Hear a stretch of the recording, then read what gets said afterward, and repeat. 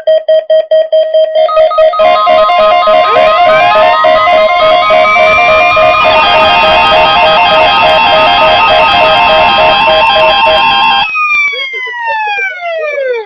radio warning alarm from the WXL51 listening area of Northwest Ohio.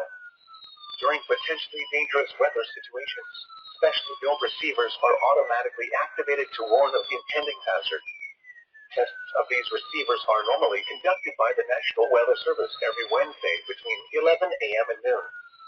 When there is a threat of or existing severe weather in the area, the test will be postponed until the following day.